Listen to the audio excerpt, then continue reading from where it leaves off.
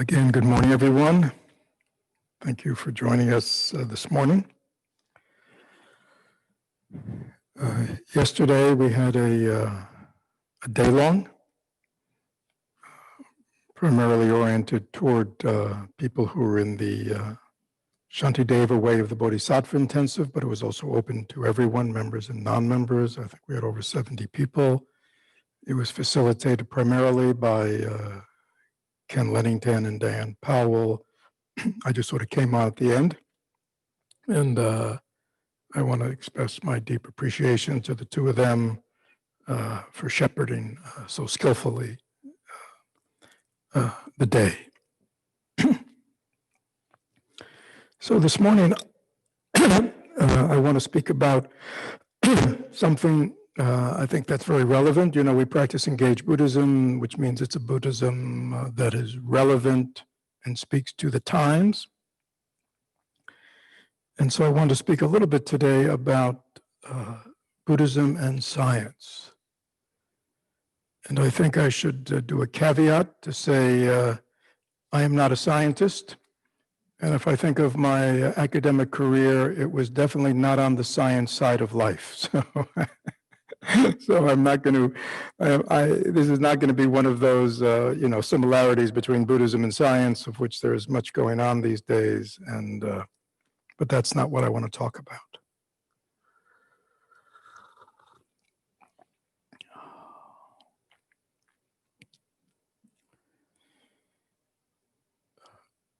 Because I guess what I want to talk about today is I think there is something about the Buddhist approach to life, the Buddhist approach to reality, which is very needed today. And when I say that, I don't necessarily mean that everybody has to become a Buddhist, but I mean that the Buddhist approach to life is no longer just, philosophical, religious. It really has to do with sort of the unfolding of life, society, and really the sustaining of our planet. So as I think most of you know, there's always been a significant number of people in our own country, and I'm really just talking about our own country now, who've never been comfortable with science. I remember, 10, 15 years ago reading some Pew survey or something about Americans, believing in evolution. And a significant, I can't remember, maybe like a third of all Americans didn't believe in evolution. They just denied that it was real. And basically they held to a belief that, they held the belief of a text 5,000 years old, the Old Testament of the Bible, that basically said, well, I think you know what it said. Yeah. So they denied evolution. Well, so, and some of those battles went on in school systems, but it wasn't a significant player in our society. But there are times when it becomes much more important. For those of us who remember, tobacco, for decades it was denied, even though science was clearly saying that tobacco was very harmful to people, produced cancer, et cetera, right? There was, and I'm not talking about the people who have a financial interest in propagating these things, but just among the general populace, an unwillingness to accept the science. But lately, it has become much more significant in our society, and I think we understand that. One is, of course, what's happening to our climate, to our weather, and how that is affecting life, not just human life, but the life of animals, the life of plants, the very sustainability of life as we know it. And of course, we realize that even though, 98% of science who are in that area all agree that this climate change is significant, life-altering, and they're quite all agreed that it's fossil fuels and other kinds of things that are contributing to it. And yet we know significant amounts of the population doubt the science. And again, in other areas of life that could not be so significant, but when it has to do with survival, or it has to do with great suffering of life, this inability to deal with scientific facts becomes significant to the well-being. And of course, that includes us. And now, bringing it up to date, those you, I'm sure everyone is quite aware, there is even a great dispute about this virus, right? Which again, primarily, I don't know how many, the infectious disease, all the people who know these things all agree what it's about, and more or less agree generally on what could be done to stop its spread. And yet we know there's a significant amount of the population, that not only refuse to accept this, but actually significantly go out of their way to live in a way and act in a way that completely denies science. So this seems to be a significant aspect of our society today. So I want to kind of, from the Buddhist perspective, because I think this is very important. I think this is very important. So I want to talk about Buddhism and science, not only in terms of the macro, which is sort of the things I began with, societal, but also in the micro, which means, science of mind. And whether those of us who believe in some level of rationality in life, see the unwillingness to accept the facts at a societal level is quite injurious. I also wonder if many of us individually are unwilling to accept the facts.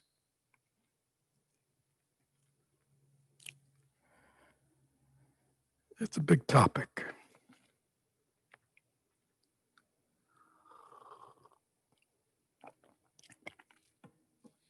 So I wanted just to begin with an ancient sutta of the Buddha. It's often called the Kalama Sutra. And the Buddha is, he comes to a town called Kesaputta, and he's addressed by the villagers there. Reverend Gotama, who by yourself have understood clearly through direct knowledge. So this is a question. But there are some monks and Brahmins who visit our town. They expound, they explain, they glorify their own doctrines. The doctrines of others they deprecate, revile, show contempt for, disparage. Does this sound familiar? Now again, this was in the religious field.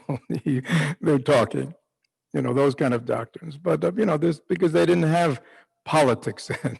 They didn't have, the circus we have today. But yet we see. So they have the same questions in terms of something. They go, so, this group of teachers come here, this group of Brahmins, they uphold their theories and they revile all the other theories, show contempt for, disparage. As a result, we're in doubt about the teachings of all of them, which speak the truth, which falsehood. And can you see that's almost what's happening? There's so much, falsity, there's so much fake news, there's so much dispute about the facts that for many people, it's like, you can't believe anybody. Who do you believe, you see? So this is interesting. This is like 2,600 years ago in a different way, but it's clearly addressing the same problem.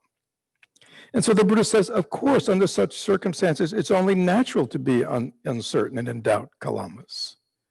Yes. And when there is reason for doubt, uncertainty is born. Right? What is true? How do we know what's true? You see, I think this is a question we all face, right? Both personally and for society. So this is what the Buddha said in response. He said, do not go by reports, which means repeated, he said it's also said repeated hearing, like it's just over and over again.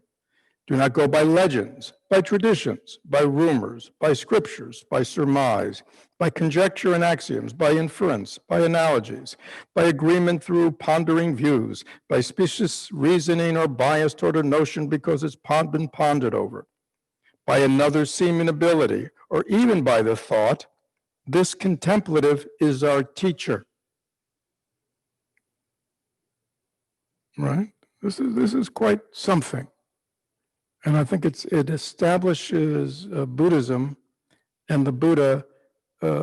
He wasn't establishing a cult.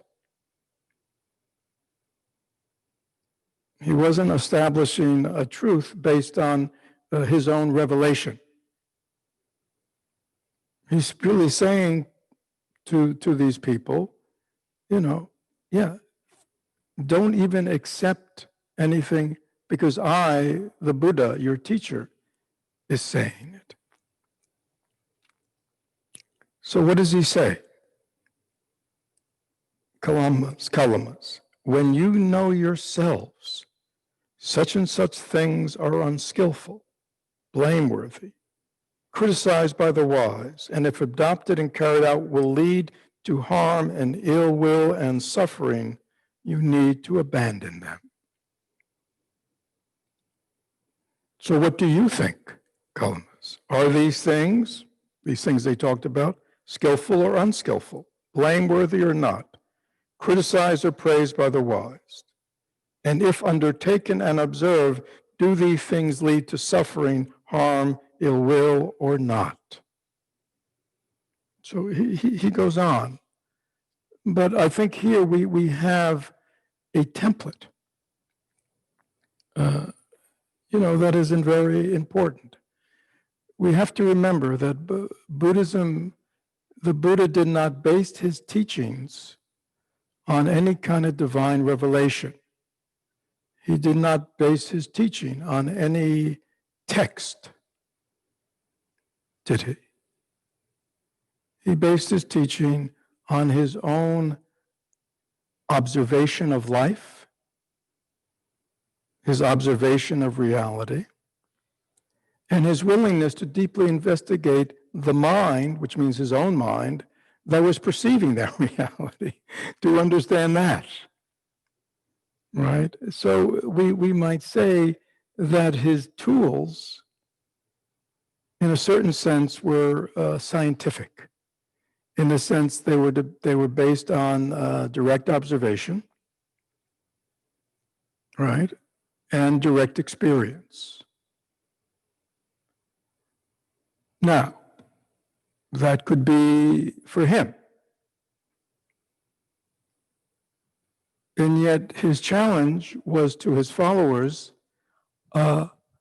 just because I say it, do not accept it without checking it through your own experience.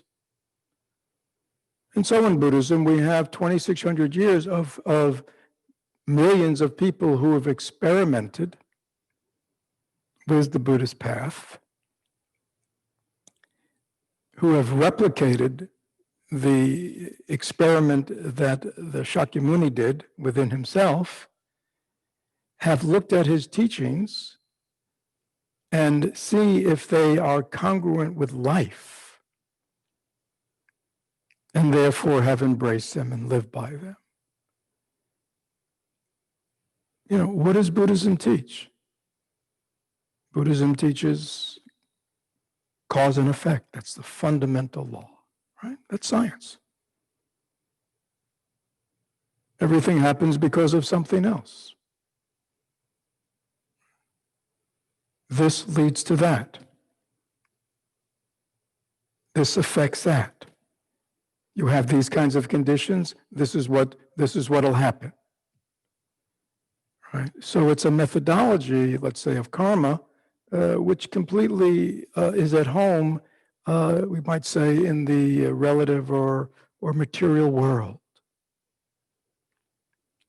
And so Buddhism does not have a problem with science because it is not based on a belief system. It's not based on superstition.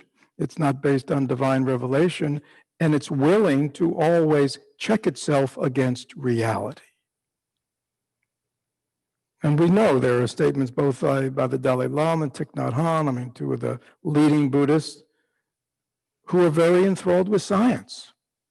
You know, I mean, and again, you know, we know there's a lot of research going on in all areas of science, which shows the compatibility of science, you know, with Buddhist principles. But that's not really what they're talking about. I mean, that's interesting. See, it's interesting as a Buddhist who's practiced something for 2,600 years to kind of see modern people, you know, with materialistic ways of measuring things, coming to the same conclusion that Buddhist meditators did over thousands of years. But that's not what they're talking about. They're saying Buddhism as a teaching is always based on reality, is always congruent with reality, is always directly perceived by people as reflective of reality. And so therefore, both of them have said, if there are, you know, hallowed Buddhist principles that are shown to be false by modern science, both of them have said, well, then Buddhism has to change. You know, there was no science back then in the way we know science. Even though you know, what I'm trying to suggest is that the Buddha and the meditators ever since and the practitioners have been, you know, upholders of sort of scientific methodology. They have been experimental. They have been willing to enter the lab of life and the mind to draw its conclusions. So I only say this because I think what our culture and society is going through is that people have ideology or belief systems because they are not based on reality, but based on belief, based on faith. Again, which in the privacy of an individual, you know, people can believe whatever they want, can't they? But in the manifestation in society, we can see it can be very dangerous and harmful, right? When people deny the science, when people deny reality, when people say what you're experiencing right in front of you isn't really happening, right? So that's kind of and again, I want to talk about this with you. So that's, and we could say more, but that's sort of, you know, the larger view of Buddhism and science and reality. And again, we see the significant harm, the significant suffering that is unfolding in our society because of this lack of embrace of science, the facts, right? And again, I could, you know, lots of examples.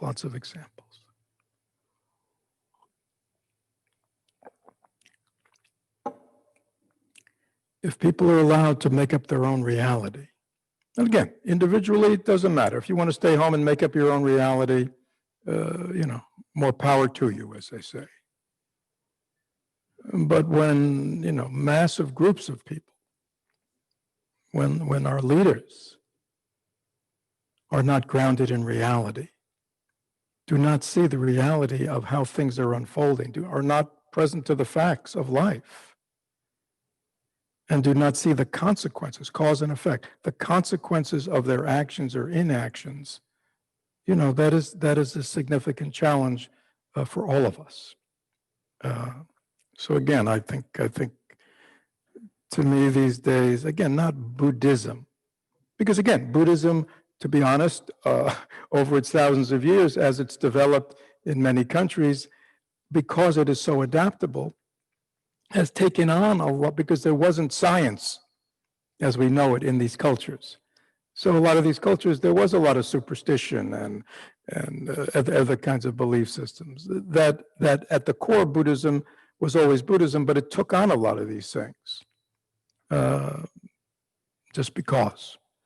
But again, we well, probably not true, but historically, we here have had our own scientific revolution, and science is taught in our schools, in our colleges, and science is part of education. So, I mean, in our culture, a scientific basis for understanding the material world, not necessarily the immaterial world, but the material world is totally congruent with Buddhist teaching.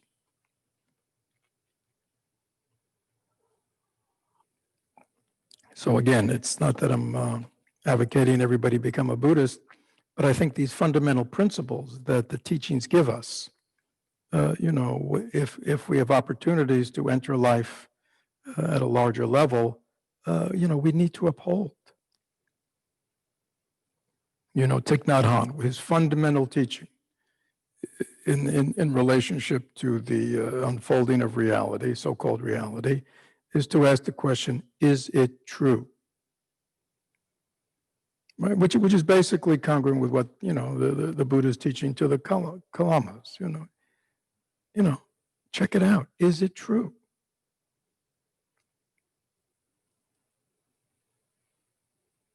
That simple willingness by individuals,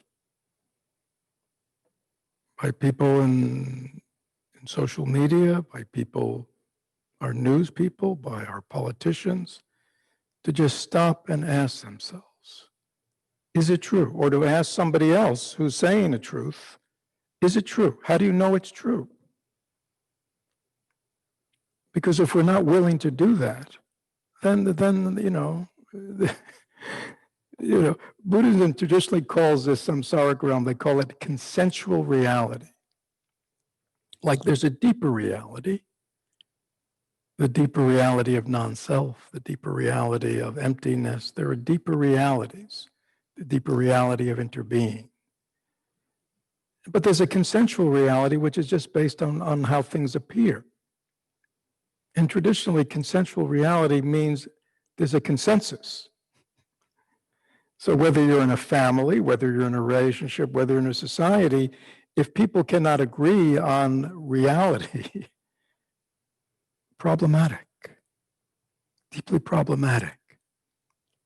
So again, in traditional societies where there was much more cohesion and tradition, there was a consensual reality that sort of everybody agreed on. This is this, that's that. But if at a deeper level, people's belief in a consensual reality, and again, this could be part of our whole over-reliance as we sit here on Zoom, but in the virtual world, this could be part of it. But people are having more and more difficulty distinguishing what's real.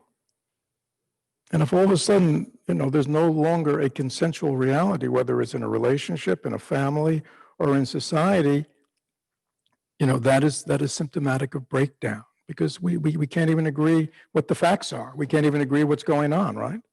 And if we can't agree what's going on, then how can we ever generate any solutions? So that's the macro. But I think what's really then as significant to us is, let's come back to us. Right? Most of us on this call have been through some degree of education. Probably most of us have high school degrees. Many of us might have been to college. Some of us may have advanced degrees, masters, PhDs, doctorates of all kinds, right? Highly educated people.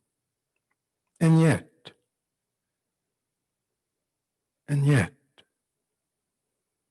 do we run our life on the facts?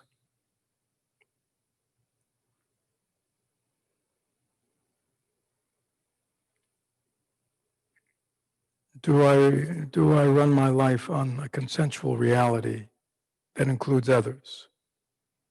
Or do I run my life based on my interpretation of the facts, my pick and choosing of the facts?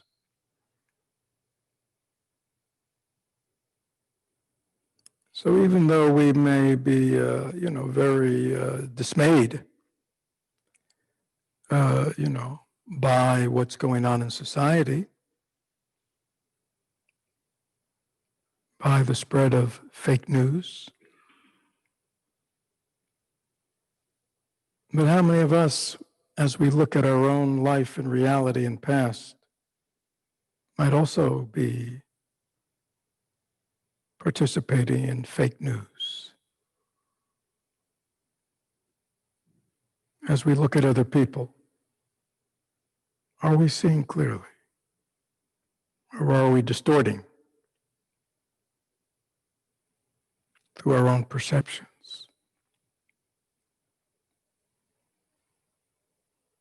Do I live in reality? Or do I live in the interpretation, my interpretation of reality? So I think a willingness to live in reality really gets down to the basis of Buddhist practice and Zen practice.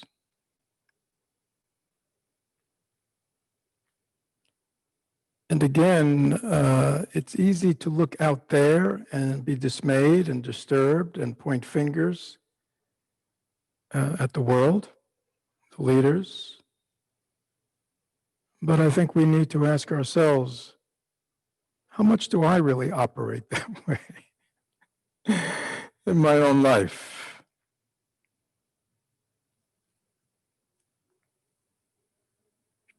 We also have many beliefs about ourselves.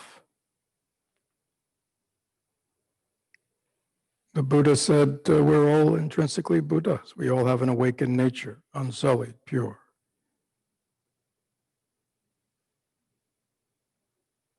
And yet many of us identify with a very different reality, don't we? We think, I don't know, what do we think? We think I can't do this or I can't do that. We doubt. We doubt ourselves. We actually even doubt the reality of ourselves.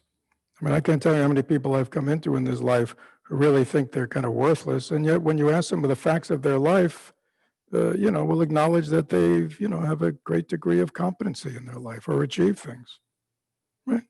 I mean, not that they're,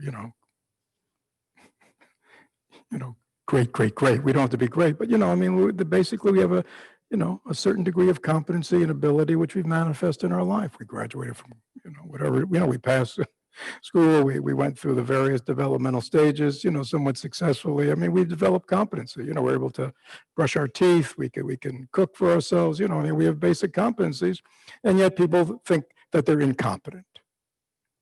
People have had love in their life, and yet they think they're unlovable.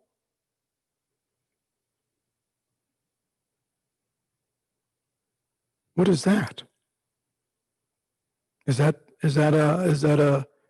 a self-image based on reality, or is it a complete distortion and based on fake news? This is very important, to ask myself, do I live in consensual reality? Do I base my life on the facts?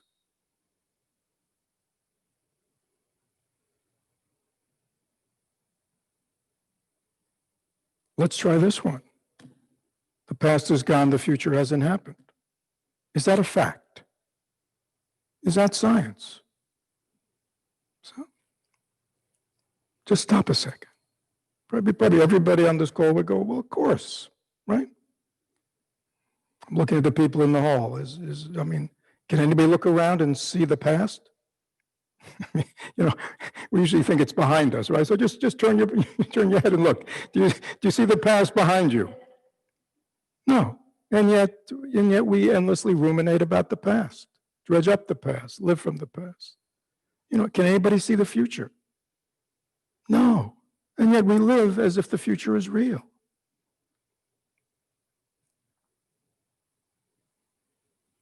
Many of us feel very burdened by our issues, our problems. And yet, in reality, can you look in your mind right now and see a problem or these issues we have? Are they real? Do they have a basis? Or is it just, a spin I give to myself, to life, to others, to people in my life? Please ask yourself that for a moment. Do I live in reality?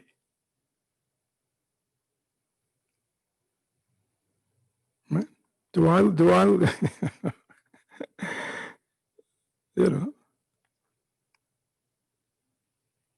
can I see reality? Do I see what's right in front of me?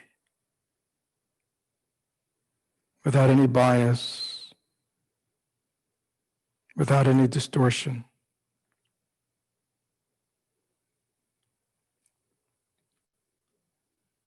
We want the people of the world to see clearly what's happening in the world, so we can make wise, intelligent decisions. As the Buddha said, we can act skillfully,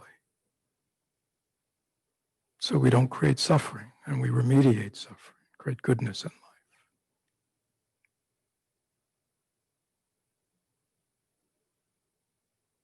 So many people, even older people, 60s, 70s, 80s, still carry around stuff. Still have anxieties and fears about the future. Still believe their thoughts are real. Still, show up in life from the way they were in the past.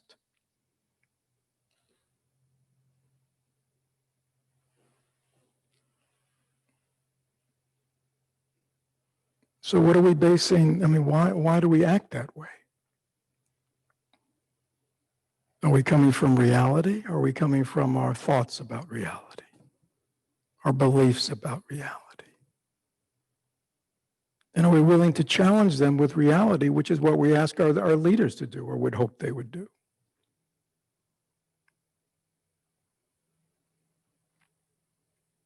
So Buddhism, not knowing about that much about the external world, was concerned with the internal world.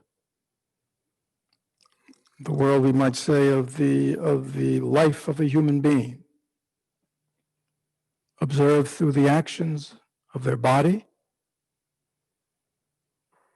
through the actions of their speech, their words, and through introspection, by looking into the mind.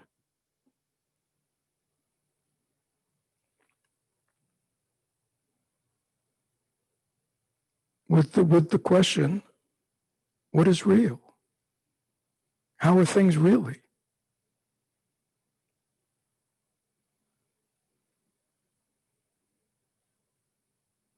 How many of us do that? Look into our mind, to look directly at our thoughts. Are our thoughts real? Do they have any basis? Do they have legs and arms? Feelings. Many people they're uncomfortable with their feelings. How can a feeling hurt you? I'm not challenging, I'm just saying that's a rational question. How can a feeling hurt you? Shantideva says, do they have knives and swords? That's how they used to do it in those days. Do feelings have knives and swords? Do words have knives and swords? How do they hurt us? And yet we talk this way.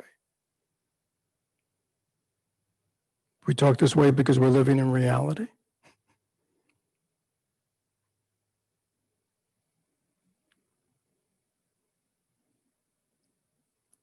See, it's very easy to see false beliefs, in terms of other people's belief systems, faith-based systems. And yet, do we check ourselves and ask ourselves, do I do the same thing? Do I live my life based on all kinds of beliefs about myself and the world that have no basis in reality? They only have basis in my interpretations of reality, my beliefs about reality.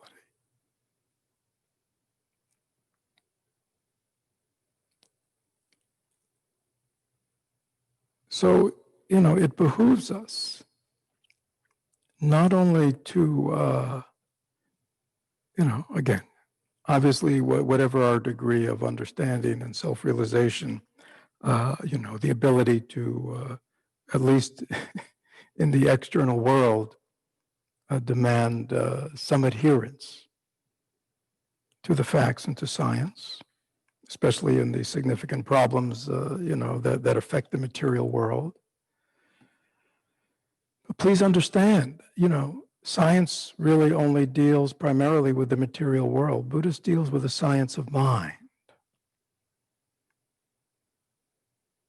This is where the great exploration and experimentation of Buddhist meditators has gone on for 2,600 years. And for those of us who are following, to some degree or another, this path, we are given tools, very powerful tools. Look at cause and effect. I'm not talking about even meditation. Look at cause and effect. If we adopted that very scientific viewpoint, we could never doubt our ability to change. We could never be disturbed by the way we are now, because we would understand I am the way I am now because of causes and conditions from the past. Simple as that. Everything that I am right now is simply the summation up to this moment of my thoughts, feelings, and actions, however long you want to go back. I mean, that's the facts. There's nothing to dispute there. There's nothing to be disturbed about. There's nothing to reject. There's nothing to be frustrated with. There's nothing to be distressed by. Good, bad, and different. I am the way I am today because of causes and conditions from my past. That's karma. And yet, because another teaching of Buddhism, everything's impermanent, science loves that one. Everything's impermanent, nothing's solid. So because everything is impermanent, nothing's solid, this is a piece of cake. Change is a piece of cake. All I need to do is change the causes and conditions within the actions of my body, speech, and mind, and I will change.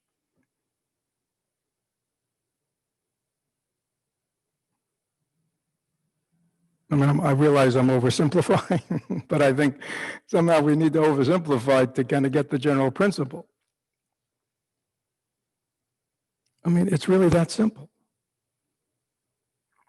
I am the way I am today because of all the actions of my body, speech, and mind, and the conditions that have brought me to this moment. And in this moment, standing here conscious, aware, present to reality,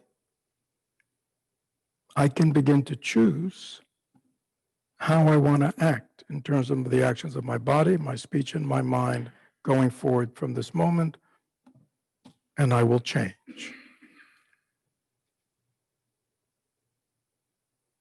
It's a totally fluid world. That's what science teaches, and I know people who love to talk about that. Right? People love to talk about the science. And yet the science doesn't transform us. Putting the principles into action will transform us. So I really hope that in the best sense, we would treat our own development, our own karmic unfolding with the same willingness to separate fact from fiction, science from belief, rational from irrational. That probably most of us do our best to bring into the world, right? And yet within ourselves and our personal interpersonal lives, we need to look, do I really live that way?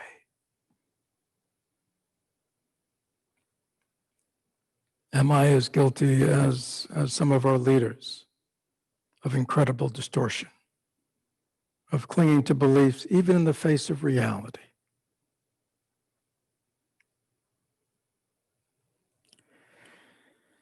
So let me stop here. Let me take questions. And so the way we take questions is you'll see on the bottom of your screen there is a chat, C-H-A-T. And if you bring your cursor down to chat and click on it, you will see a little thing will open up on the side and you can chat in your question. And again, you can challenge me, you can do whatever you like. There's nothing correct there. We need to follow the Buddha's teachings and say we have to be willing to experiment and to look at all our ideas and beliefs and see if they hold up. So please chat them in. And again, not too complicated, because, okay? So please feel free to chat them in.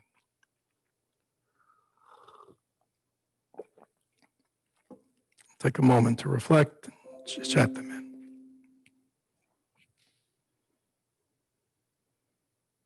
And if anybody here in the hall has a question too, please.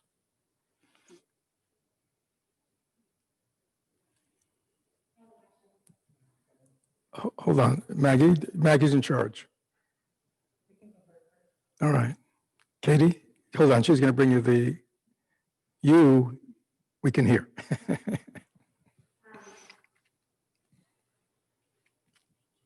Just for everybody to know, Maggie has sterilized the microphone. If reality is based on our own perception, but some people haven't directly perceived the consequences of climate change or evolution, how do we come to a consensus reality with those types of people? So let me say, not easy. Have you noticed that, Katie? Yes.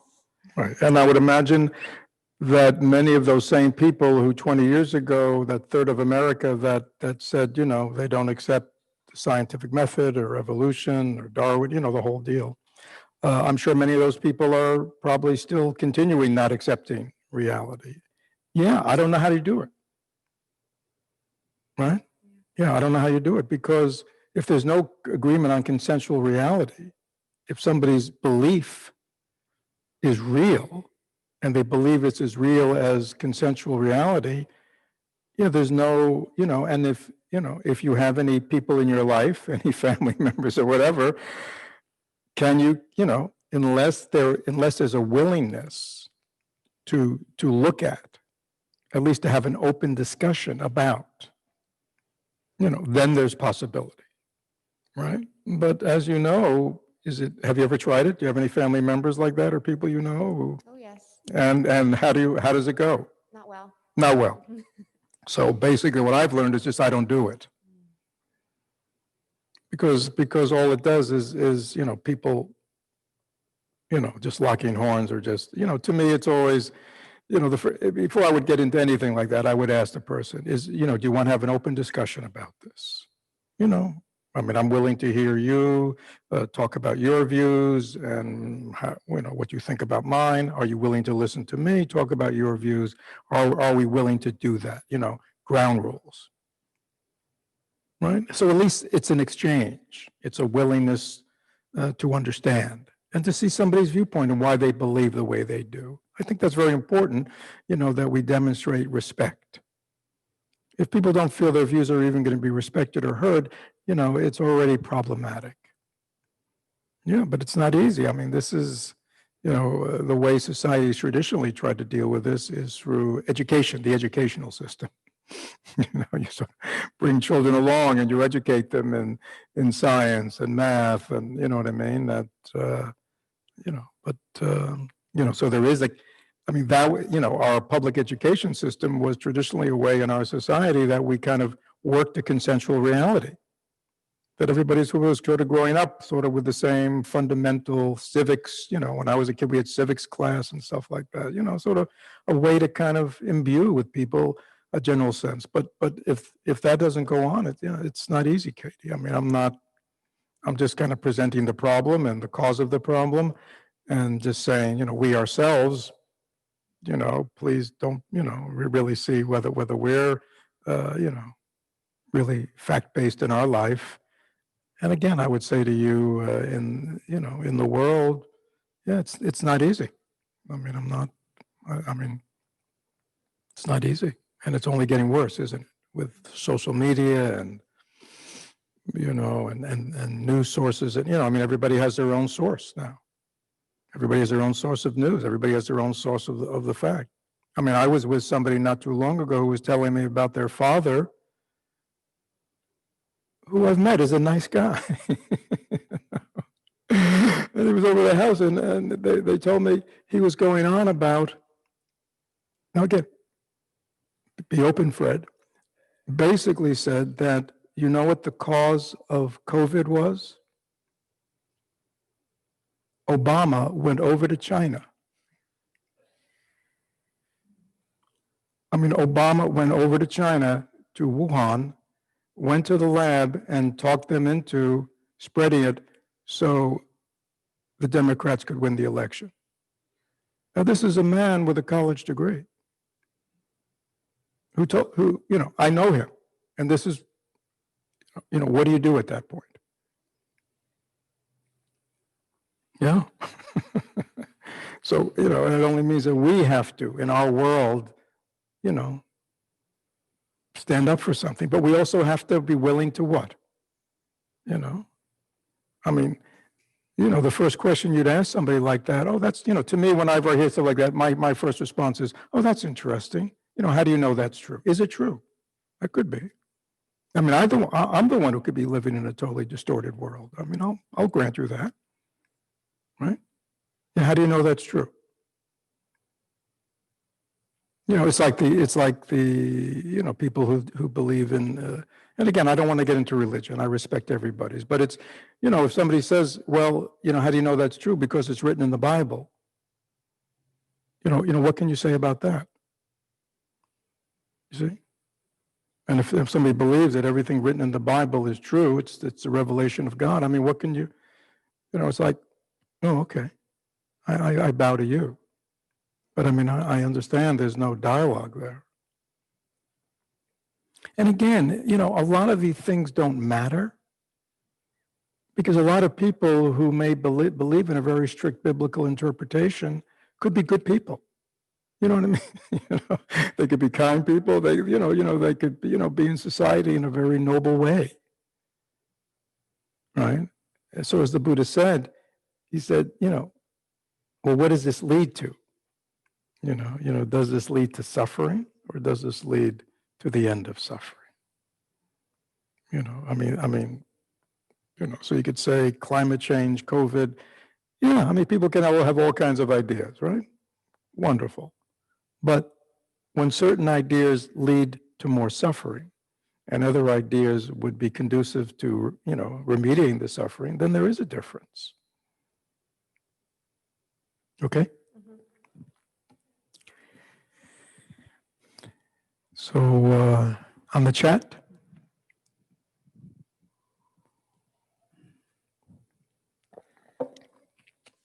It seems to me faith is an unsubstantiated trust in a particular belief. It seems to be more wishful thinking and not based on science, fact, or experience. How do we define faith in Buddhism? Yeah, so basically, now again, I just want to say, full disclosure, having spent years living in Asia and seeing Buddhism functioning, in many areas, in probably most areas, Buddhism became sort of faith-based, believing there's a Buddha and Buddha is all powerful and praying to the Buddha. So that's, I don't want to deny that. But, relying on the Buddha's teachings and his transmission, it's not that. But there is so there's no word like you have to be, the Buddha said right here, don't, because I'm your teacher, don't take everything I say on faith. He said you have to test it, right? And the testing brings trust and confidence. So in Buddhism, the word is really trust. Like we have 3 refuges, the Buddha, the Dharma, Sangha. Refuge means I trust it. I trust the teachings, I trust the teacher, I trust the community based on my experience. Now, in the very beginning, when you're brand new to the whole thing, there has to be, I guess, a little leap of faith, But hopefully, people who join our community have checked it out, right? Well, in the days when they used to come to Sangha, they've come to Sangha, they've seen members, they've heard the teacher speak, you know what I'm saying? They've listened to talks, they've read. There's a certain, they're joining because it's not just a leap of faith because somebody told them that this is, the truth, but they've tested it. It makes sense to them. It feels good to them. Yeah, a lot of people, again, when I'd hold new members tea and I'd say, well, why did you join this community? Lots of Buddhist communities. They said, well, when I came to the center, it just felt right. I felt comfortable. You know what I mean? It's a feeling place. People were very accepting. People weren't judgmental. People were, oh, yeah. So I would say, confidence and trust that comes from experience. Yes, Maggie. Do consensual reality and the belief in reincarnation ever converge? Again, Buddhism doesn't teach reincarnation. Buddhism teaches rebirth, which is actually sort of different. But we won't get into that. That's another whole talk. So again, rebirth is an interesting idea that was totally in the cultures that the Buddha and Buddhism developed for 2,600 years, widely accepted. But it is based on inference. And again, for those who are interested, there's what's called Yogacara, which is very extensive teaching and philosophy, which really deals with all this and all that. But it's, so when you get into rebirth, you certainly get into something that is less material and more immaterial. Now, in Buddhism, mind is immaterial. We can't see our minds, and yet we know it's here. Right? Nobody has ever seen a mind. Just look into your mind right now. Do you see something called a mind? If I'm looking for my right thumb, I can see my right thumb. Okay. If I even though someone's told me I have a stomach and I can feel something, I could see pictures, X-rays. I can see, oh, there's my stomach. But look for your mind. You can't find a mind, and yet we all know it's here, and we know it has properties, right? I could go on and on like that. So, so rebirth is a not scientific in the material world, even though there have been lots of people who have been writing about it in a certain way. Yeah, I guess I don't want to go into it, but because to me, it's an interesting idea.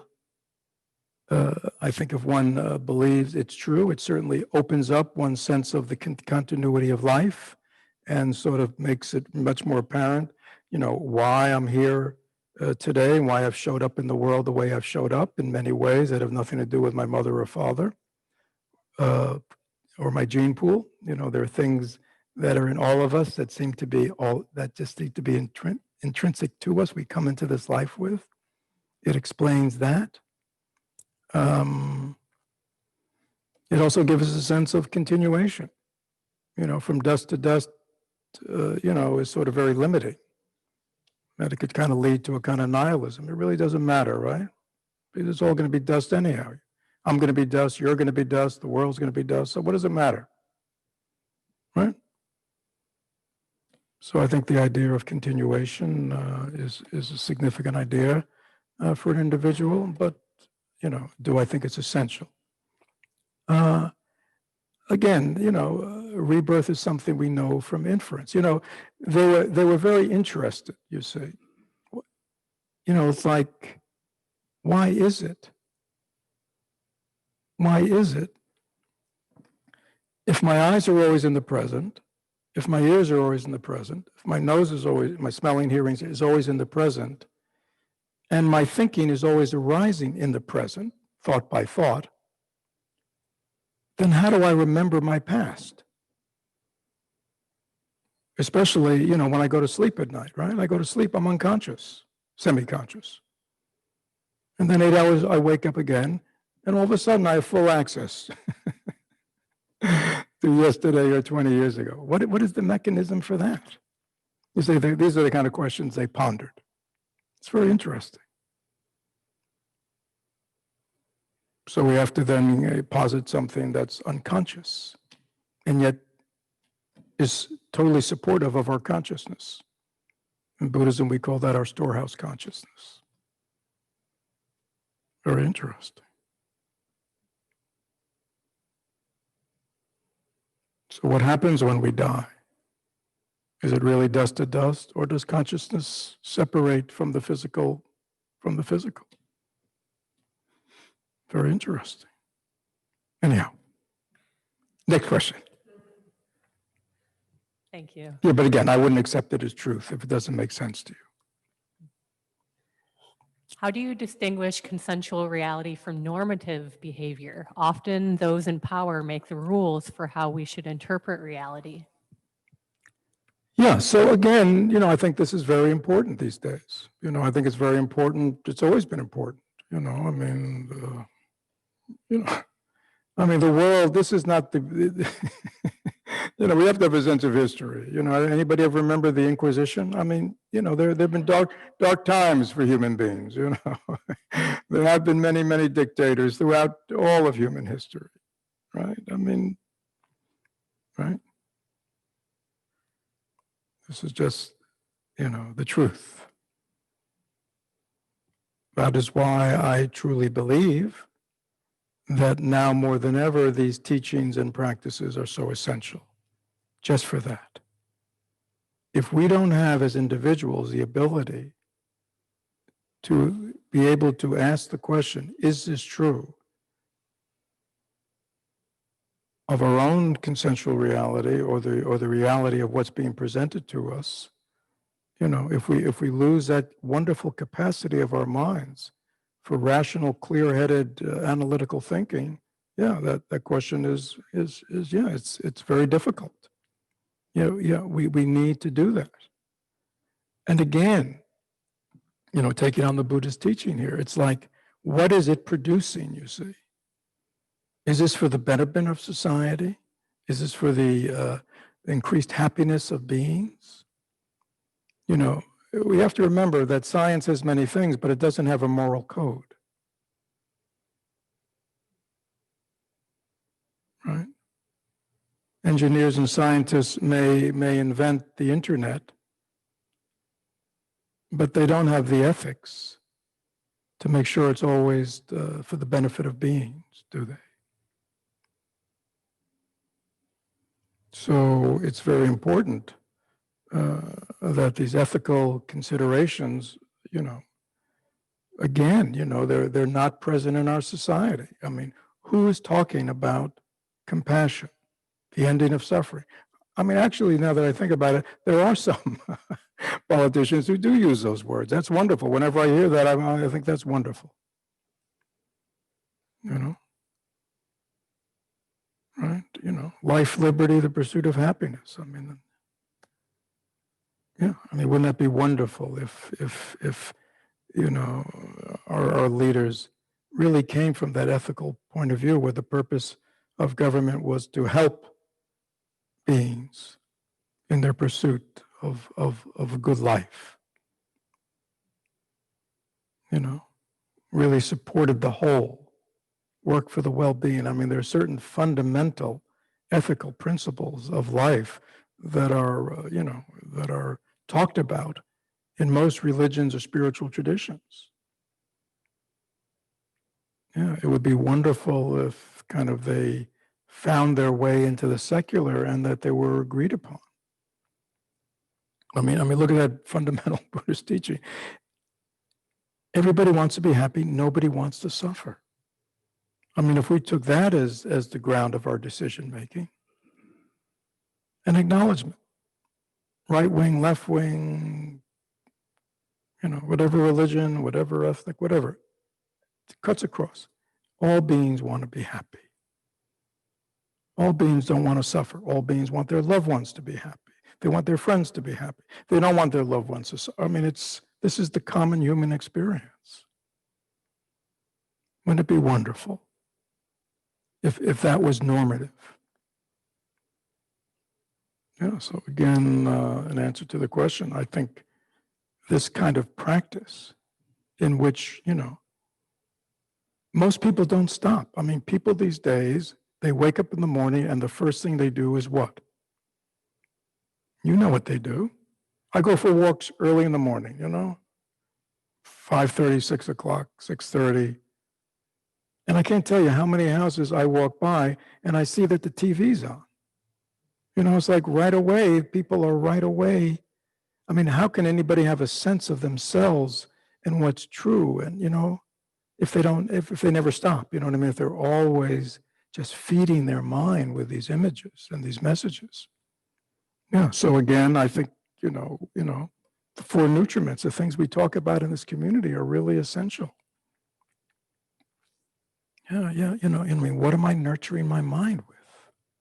And do I take time every day, put it all down, and come back to me?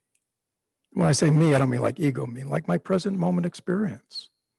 I'm here, I'm breathing, I'm alive, I'm tasting, I'm smelling, I'm feeling.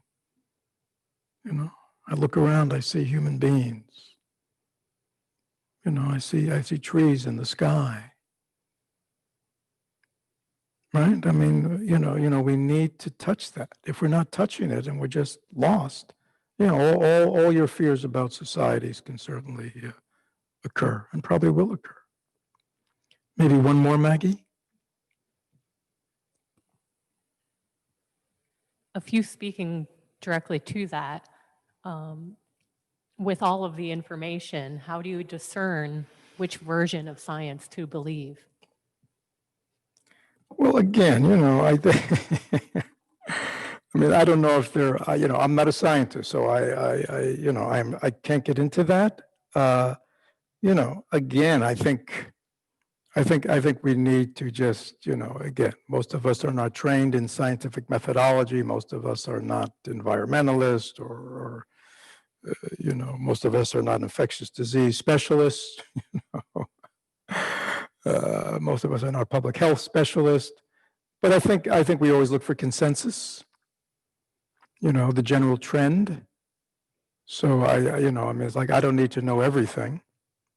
And I realize that even among the experts, there is divergence, but basically, when there's enough agreement among most of them that says, yeah, wearing a mask is good.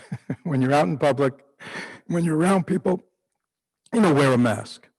Stay 6 feet away. Stop touching your face. I mean, I think pretty much everybody agrees on that. Right? I mean, I think most environmental scientists, weather, climatologists, et cetera, agree that, throughout the whole world, that fossil fuels are causing climate change and that we have to change our lifestyle. I realize within that, there are all kinds of different, more specific opinions, but I think we know enough I mean, I think we know enough, right? I mean, so I think it's like that. We don't have to wait till 100% on board and everything is known, and I mean, there's a lot of not, it's very clear from the beginning with this virus. They the scientists knew a lot about viruses, but they didn't know a lot about the specific one. 6-8 months later, they know a lot more. But the experts knew from the beginning that this was serious, and this is how you stop infections. I mean, we've been dealing with infections since the plague. I mean, this is nothing new. Right? So again, I would say, and it's the same way with ourselves. I mean, we can see the trend to know that something's right or wrong. We know how it feels. When we live in egocentricity, when we live in selfishness, when we live in narcissism, we don't feel good. Right? When we're overly self-identified with our issues and our stuff, we don't feel good. When we get out of our heads, when we cultivate altruistic feelings and thoughts, when we're concerned about others, we feel good. I mean, it's really kind of simple. But to experience that simplicity, you have to be in touch with yourself. And to be in touch with yourself, you have to take the time to be in touch with yourself. And we know, society is organized in a way, that, to keep us from being in touch with ourselves. We never have to be in touch with ourselves, do we? From morning till night. Sounds crazy, but that seems to be the truth, right? Because we're very busy. Yeah, so we have to really be much more conscious, which is what, mindfulness, concentration, it's all about being conscious, waking up. Yeah, so again, as I think I've probably overstated, yeah, to me, Buddhist practice, meditative practice, all the things we practice, call it Buddhism or not, is really essential these days. I mean, Thich Nhat Hanh says in his book on the 5 trainings, he calls it, for a future to be possible. Huh? He didn't say, for a better future, which is also true if we adopted some basic fundamental ethical principles. He said for a future to be possible. I think that was that was a wake-up call to us. Anyhow, I hope this hasn't been too much of a bummer, this talk this morning. I'm smiling. I'm smiling because we're all here together and we're sharing information that can be helpful to us and helpful to us, to the world, and that makes us happy. That we're participating in goodness and we're talking about, reality of what we're dealing with in society, but it should make us happy to know that each one of us have means, to transform our own suffering and to create great goodness and happiness in ourselves and hopefully bring it to, our family members, friends, our society. So on that note, we will stop.